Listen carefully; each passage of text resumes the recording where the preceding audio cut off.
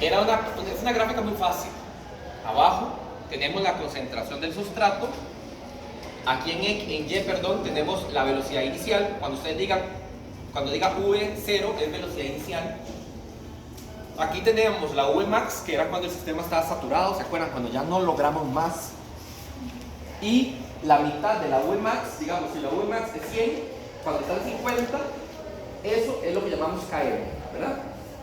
Km, por lo tanto, es la concentración del sustrato para lograr el 50% de la Vmax. ¿Ven? Bien, yo les dije a ustedes que esta gráfica se puede convertir a una recta, porque eso no es una recta, ¿verdad? O sea, la gráfica es esta. Estos son los ejes, ¿verdad? Porque a veces uno se confunde. Estos son los ejes. La gráfica es esto, lo que yo estoy escribiendo en la gráfica, en los ejes. Entonces, esta no es una recta. Vean que es recta como hasta aquí. Y aquí en adelante se comienza a volver exponencial. Entonces, la forma que yo tengo para poder volver esa gráfica en una gráfica lineal es generando los inversos. ¿Cómo le saco yo el inverso a un número? Dividiéndolo 1 entre ese número, ¿verdad? Entonces yo les digo, ¿cuál es el inverso de 2? Sería 1 entre 2. ¿Cuál es el inverso de 6? 1 entre 6. Entonces lo que vamos a hacer es sacarle los inversos a todos estos.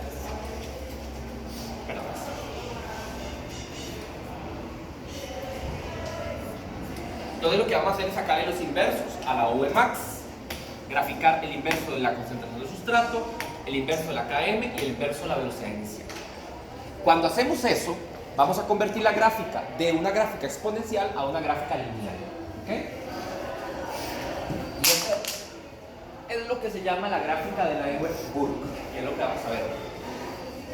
Un poquito de bulla, ¿verdad? Sí, cerrame la puerta, a ver si se calla. Se va a callar, ¿verdad? Si llega menos tumulto. Vemos ahí, a ver.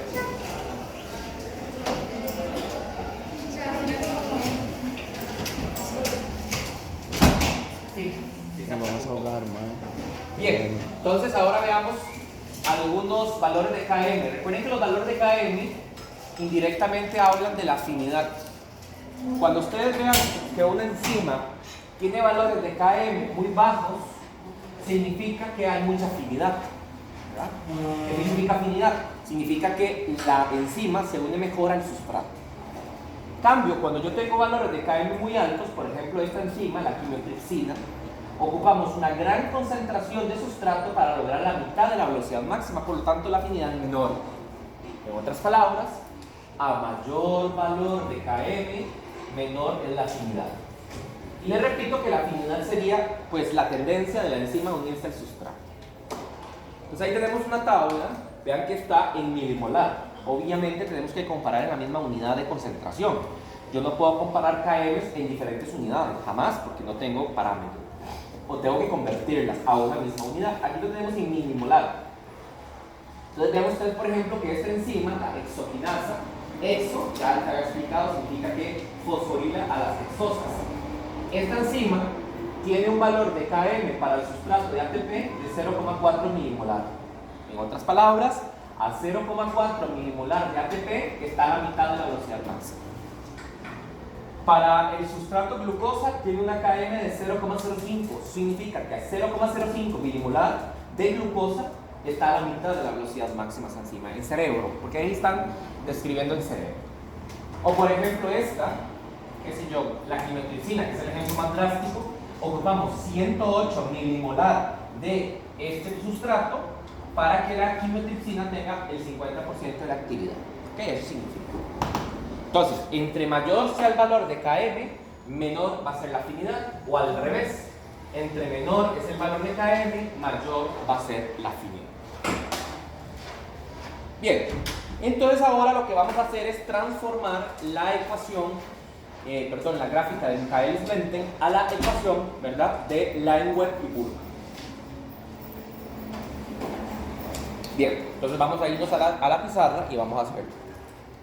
Pues voy a dibujar aquí la gráfica de Michaelis-Menten, aquella que acabamos de ver. Entonces tenemos aquí el eje de la Y, el eje de las X. ¿Se acuerdan? Esto es velocidad inicial, esto es concentración de sustrato, Y la gráfica más o menos tiene un comportamiento lineal al principio, pero después el sistema es saturado. Si esto es lo que nosotros llamamos Vmax, eso es Vmax, la mitad de Vmax determina el valor de Km. Entonces uno viene aquí, si esto es aquí, tal, ¿verdad? Entonces trazo acá, a ojo lo estoy haciendo, ¿verdad? Eso no se hace a ojo, se determina por fórmulas. Y ahí tenemos Km. Esa es la ecuación de Michaelis Menten, que es muy sencilla. A mayor concentración de sustrato, mayor velocidad inicial, hasta que se satura el sistema y logramos Vmax. Ahora vamos a graficar los inversos de eso.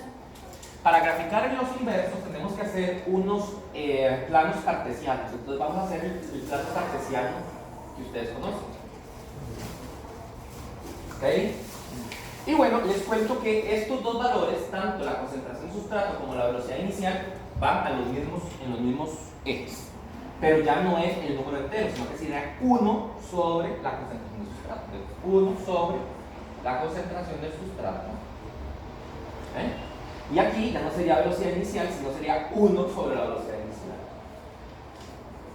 Exactamente igual. Lo que va a ser distinto en la gráfica, porque ahora la gráfica ya no va a tener un comportamiento exponencial, sino que va a tener un comportamiento lineal. Y como ven, hay dos puntos de intersección. ¿Se acuerdan que en las gráficas lineales lo importante era dónde intersecan el eje? ¿De acuerdo? Eso es de colegio. Entonces, en el punto donde intersecan el eje de la Y va a ser este valor, pero el inverso. Entonces voy a hacer los mismos colores. Este punto sería 1 sobre Vmax. Y este punto donde interseca en el eje de las X pero negativas, claro, porque eso es positivo, positivo, negativo y negativo. Ahí, este punto, vamos a hacerle como un asterisquito para que quede mejor. ¿Okay? Este punto de intersección en el eje de las X negativas, perdón, este punto, es lo que nosotros vamos a conocer como 1 sobre el valor de Km.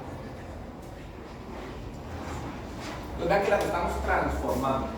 Estamos pasando de una ecuación exponencial, uy, se me pica el oído, a una ecuación rectilínea, ¿verdad? Una ecuación lineal.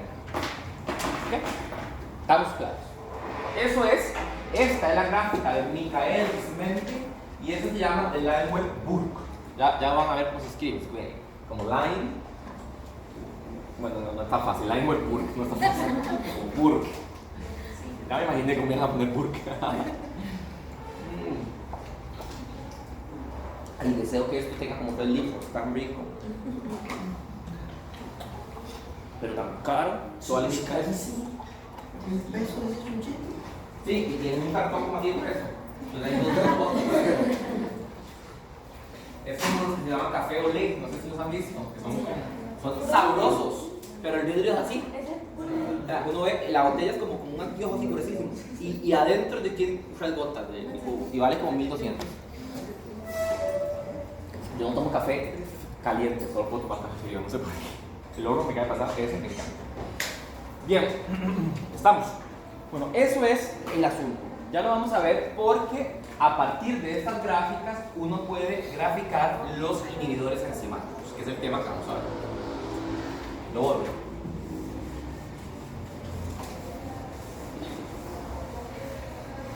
Bien, entonces les voy a mostrar cómo es que se convierten esas ecuaciones.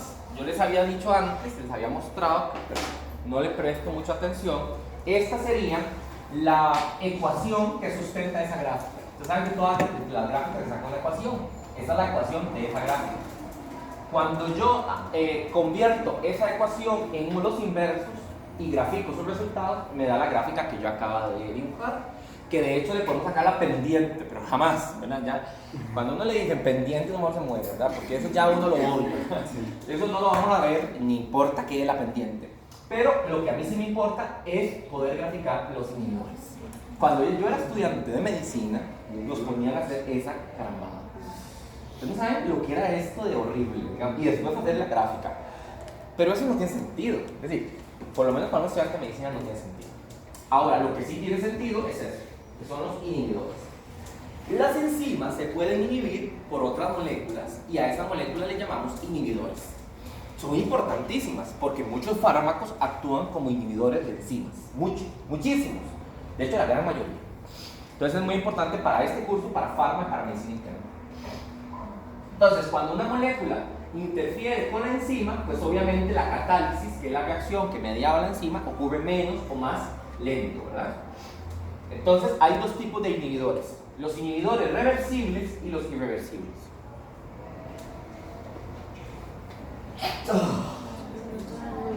¿Qué significa ser un inhibidor reversible? Un inhibidor reversible generalmente son moléculas que se unen de una forma débil a las enzimas.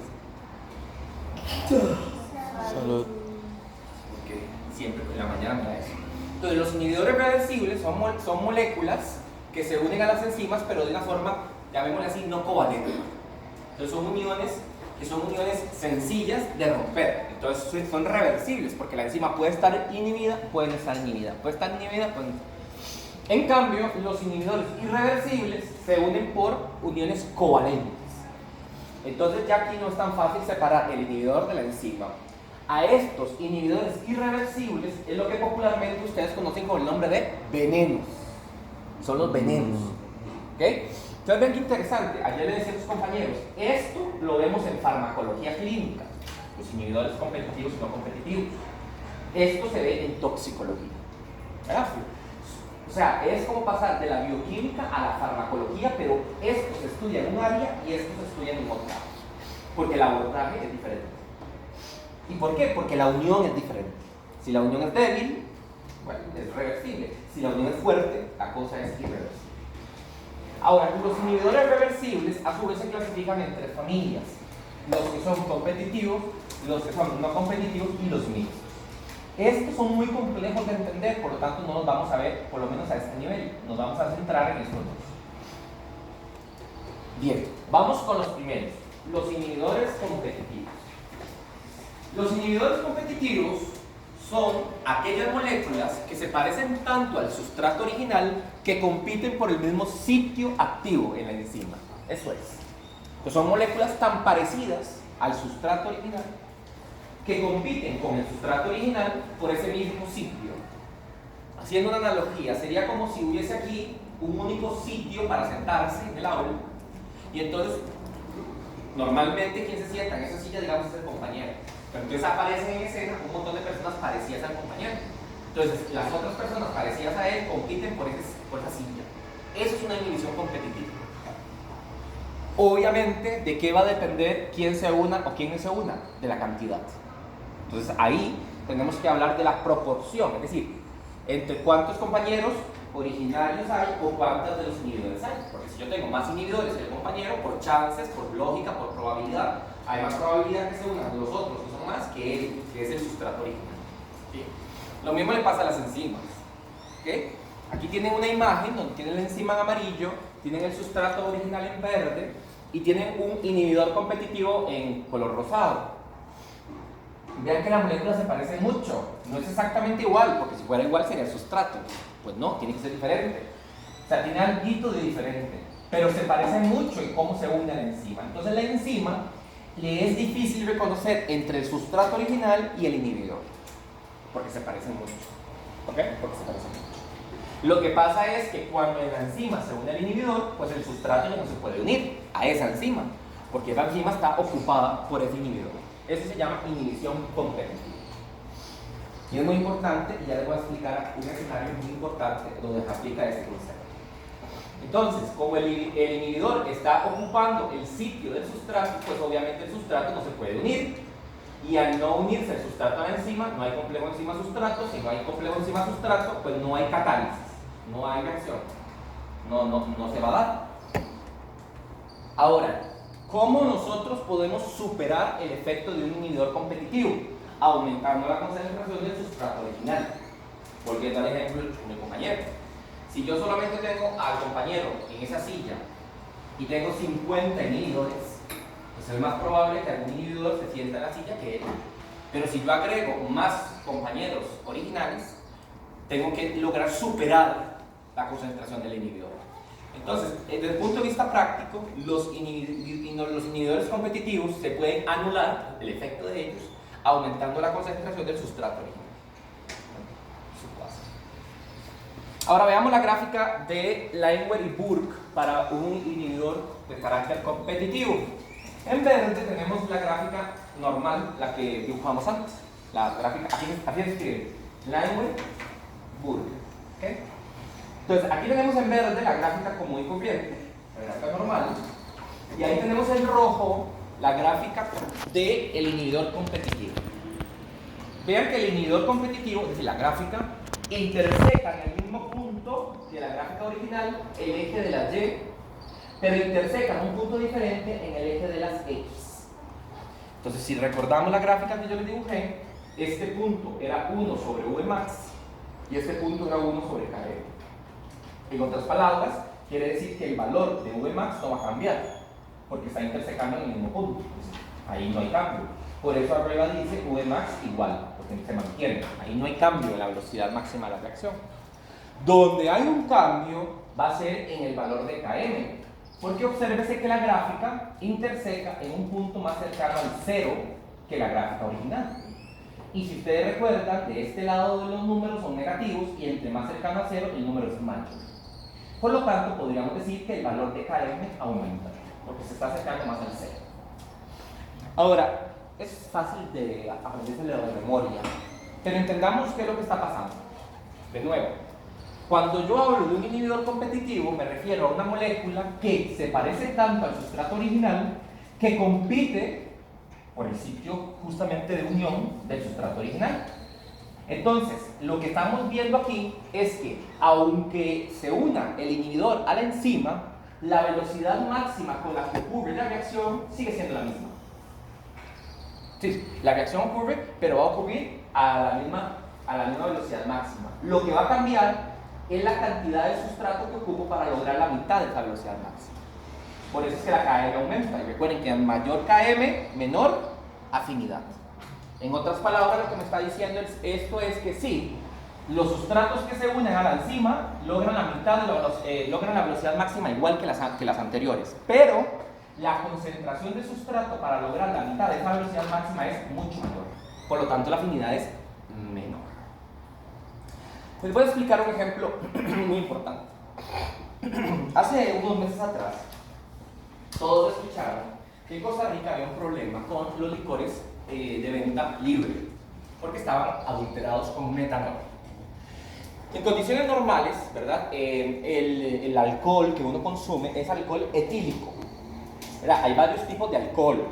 En condiciones normales, condiciones comunes y corrientes, como voy a dibujar una copa de vino, ¿verdad?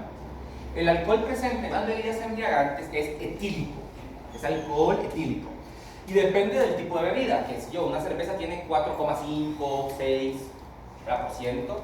una copa de vino puede tener una copa de vino más o menos puede tener unos 25 a 30 miligramos de alcohol, 2 shots más o menos llegan a 30, un shot, perdón, llega más o menos a 20 miligramos de alcohol, pero ese alcohol es etanol.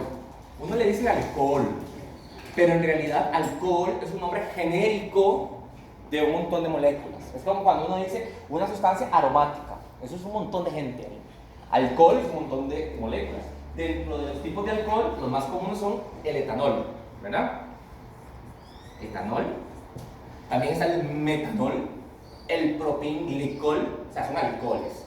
Pero el que se usa para las bebidas, este tipo de bebidas, es el etanol.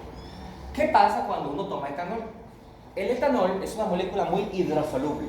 Muy hidrosoluble. De hecho, por eso es que uno puede ligar el licor con jugos, porque si no se haría una división ahí en capas, como cuando uno agrega, por ejemplo, agua al aceite.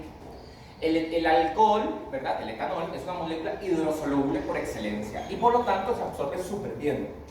De hecho, el etanol tiene una absorción prácticamente inmediata en el momento que usted lo prueba. De hecho, la absorción del etanol es más o menos un 20% a nivel gástrico y cerca de un 80% a nivel intestinal. Y el pico de absorción del etanol, en la gran mayoría de bebidas alcoholizantes, ocurre 1,2 horas posteriores de la ingesta. el pico de la concentración en sangre. ¿Okay? Bien, entonces cuando uno se toma un shot o una cerveza o lo que sea, ese etanol va a entrar en la circulación, ya he dicho, alcanzando un pico máximo de concentración más o menos a las 2, a la 1, a 1,5, 1,2 horas, perdón, y el etanol se va a ir al hígado. Un hígado. Y entonces en el hígado, mediante 3 mecanismos diferentes, que no voy a explicar en este momento, se convierte a la molécula de acetaldehído. Acetaldehído. ¿Ok? Eso ocurre en el hígado, principalmente. Y luego el acetaldehído se va a convertir en acetato. De hecho, no es en acetato, es en ácido acético primero. Ácido acético. Pero cuando el ácido acético pierde el protón, se convierte en acetato. ¿Ok? Bien, las enzimas que hacen esto se llaman alcohol deshidrogenasa y acetaldehído deshidrogenasa. Son las enzimas que hacen el fenómeno del metabolismo del etanol. Bueno, esto es lo que pasa cuando ustedes toman un shot o cuando toman una cerveza. El problema es que esos licores se comenzaron a vender, no tenían etanol, sino que tenían metanol. Y resulta ser que el metabolismo del metanol genera metabolitos diferentes a los metabolitos del etanol. Ya los vamos a ver. Entonces, cuando la gente, estas personas de la calle o esas personas que murieron por la intoxicación con metanol, se tomaban un poco de ese licor adulterado, esto no ocurría, sino que lo que ocurría era esto. Entonces, el metanol que consumieron por la misma enzima, alcohol deshidrogenasa, ya no se transformaba como el etanol en acetaldehído, sino que como era metanol se convierte en formaldehído, y en vez de convertirse en ácido acético, el formaldehído se convierte en ácido fórmico por la misma enzima acetaldehído deshidrogenasa. Entonces estamos hablando de dos sustratos diferentes en mismas enzimas generando diferentes productos. Lo que pasa es que el ácido fórmico, cuando pierde un protón, cuando se desprotona y se convierte en formato, estas dos moléculas son neurotóxicas. Neurotóxicas. Generan daño en la retina, daño en el tallo cerebral, daño en el cerebelo y lamentablemente generan acidosis metabólicas y eso lleva a la muerte. Bien, entonces ese es el problema. Eso es lo que le pasa a la gente que toma metanol. Lo que sucede es que la absorción del metanol y del etanol son muy rápidas. Entonces los lavados gástricos en pacientes intoxicados con metanol no son una alternativa, porque como es una molécula que se absorbe tan rápido, cuando el paciente llega a una unidad de cuidados, a una unidad de servicio de emergencias, ya se ha absorbido y por lo tanto ya no tiene efecto lavarle el estómago. La otra cosa que uno puede hacer es bloquear las enzimas. Existe una molécula capaz de bloquear la alcohol deshidrogenasa, se llama fometisol, y existe una molécula capaz de bloquear de forma competitiva también a la acetaldehído deshidrogenasa que se llama disulfiram. Pero estos dos medicamentos están poco presentes en nuestros servicios de emergencia porque son muy caros. Entonces casi no se usan. Entonces a alguien se le ocurrió recordar la bioquímica y decir, bueno, y si desplazamos competitivamente a la enzima, ¿qué podría pasar? Y entonces el tratamiento de elección a los pacientes intoxicados con metanol es darles etanol. ¿Por qué? Porque hacemos el mismo juego de la silla del compañero. La enzima está ocupada por metanol, matando al paciente a través de su metabolismo. Pero cuando yo al paciente le pongo una sonda nasogástrica y le comienzo a pasar suelo glucosado con etanol, es decir, vámonos, como decimos, un shot de nuestro paciente. Entonces, el metanol va a ser sobrepasado en concentración por el etanol. Entonces ahora el etanol compite por el sitio de unión del metanol al alcohol deshidrogenasa. Al haber más etanol, el etanol se comienza a metabolizar por la misma enzima a formar acetaldehído y de acetaldehído a ácido acético y se evita la formación de ácido fórmico. Y así, dándole chance, el metanol se excreta por la orina y no se metaboliza. Y al no metabolizarse, pues no genera efectos dañinos. Por eso, la terapia de elección en los pacientes intoxicados con metanol es el etanol. Si bien es cierto, el etanol tiene efectos secundarios, los tiene a largo plazo. Es decir, uno de vez en cuando se puede emborrachar y no le va a dar una cirrosis. El problema es el consumo continuo de etanol, pero eso no es el tema en este momento. Entonces, eso es un ejemplo de cómo las inhibiciones competitivas se pueden aplicar, por ejemplo, en intoxicaciones. Y ustedes los van a ver muchísimo cuando lleven el curso de toxicología. Ustedes no llevan tóxico, ustedes llevan farmacología clínica. Pero ahí deberían, no sé cómo es el curso, deberían de ver estos temas.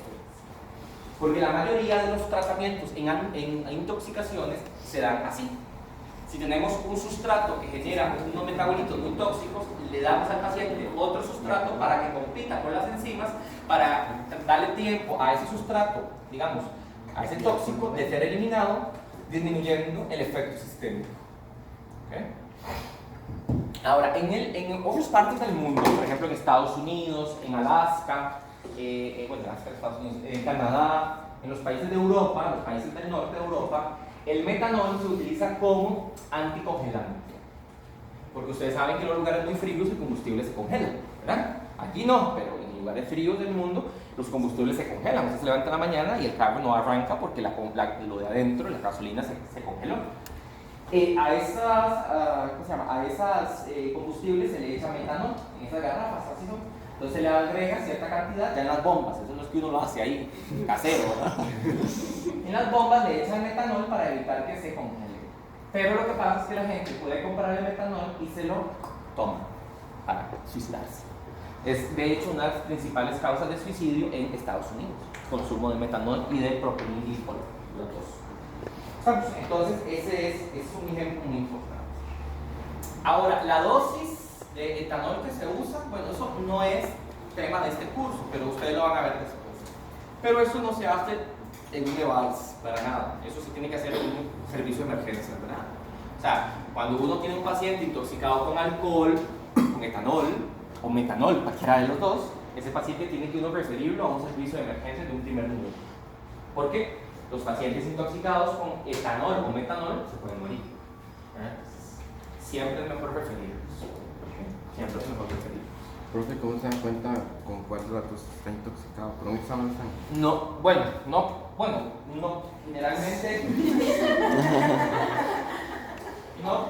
no se usa eso porque, les vuelvo a repetir, el etanol, al ser una molécula muy hidrosoluble, muy rápidamente se metaboliza. Entonces, cuánto tiene en sangre un paciente de etanol no es un indicador de cuánto ha consumido, porque ya se ha metabolizado. Entonces, habría que medir los metabolitos. Habría que medir, por ejemplo, formaldehído en sangre, eso se puede medir, o acetaldehído en sangre, en vez de medir. Es decir, uno mide el metabolito, no el sustrato. La prueba de alcoholemia se mide lo que se sale, porque lo que se sale es acetona. Cuando el metabolismo del alcohol termina generando acetato, y el acetato favorece la formación de acetona. Entonces, cuando las personas le ponen lo que está liberando es acetona. Entonces, ese aparato lo que hace es convertir esa acetona en una concentración de etanol aproximada. Estamos. Por eso es que, por ejemplo, una alcoholemia muy recientemente después de tomar va a salir negativa, porque todavía no se han generado los metabolitos. Profesor, dijo que eran neurotóxicos. Muy neurotóxicos. ¿Sí? Neuro es de neuronas, ¿verdad? Entonces sí, tiene un efecto muy dañino sobre las neuronas, principalmente sobre las neuronas de la retina, ¿verdad? Sobre las células, por ejemplo, del conducto del nervio óptico, entonces genera ceguera. Por eso es que la gente que toma mucho metanol ya ciega. Ahora, el metanol en nuestro país también lo podemos encontrar en el guaro de contrabando, ¿verdad? Los guaros de contrabando, no sé si alguien sabe cómo se hace los guaros de contrabando, ¿verdad? Uno pone un recipiente, le echa una fuente de carbohidratos, levadura y lo pone a fermentar. El metanol está más concentrado en un guaro de contrabando que el etanol, porque para purificar el metanol al etanol hay que liofilizar eso. Entonces, cuando uno hace el guaro de contrabando, lo que toma es metanol. Por eso es que es prohibido, porque realmente genera un efecto muy dañino sobre nuestras células, principalmente las neuronas, ¿verdad? Por eso no hay que tomar. De vez en cuando, ya que la gente se va a Guanacaste o así y que se toma un poquito de unos preparados que hacen, está bien, pero el problema es que la gente en los pueblos compra guaro contrabando porque es más barato y entonces están consumiendo metanol. Por eso es que no debe pasar. De hecho, ayer salió una noticia de que alguien estaba como que se metieron a un lugar donde había una fábrica de guaro de contrabando. ¿Sí? Entonces es prohibido. Primero, porque obviamente no pagan impuestos. Y segundo, porque generan un daño a la salud. Bien. Y la forma como lo hacen también. Sí, la forma es muy insalubre, ¿verdad? No, el usuario de contrabando es un preparado muy insalubre. No hay medidas de higiene, ni nada. Entonces sí hay que tener mucho cuidado, ¿verdad? Entonces, para que ¿verdad? Lo tengan en cuenta. Bueno, bien, ya pasamos ahora a los inhibidores no competitivos. Aquí la cosa es un poquito distinta, porque resulta ser que son moléculas diferentes. Es decir, el inhibidor no se parece en nada al sustrato. ¿Lo ven en la diapositiva? Aquí tengo la enzima y el sustrato original, y aquí yo tengo ahora la enzima, el sustrato original y el inhibidor. Entonces vean que son moléculas diferentes. El inhibidor no se parece al sustrato. Por eso son no competitivos, porque no están compitiendo por el mismo sitio. Pero ¿qué está pasando? ¿Qué ven de diferente en esta que en esta? Pues la parte de la presencia del inhibidor, pero ¿qué hay? Hay una cosa que cambia ahí, ¿verdad? El campo activo. El sitio activo, ¿verdad? El sitio activo, vean ustedes que el sustrato sí se está uniendo, pero no se une igual que antes.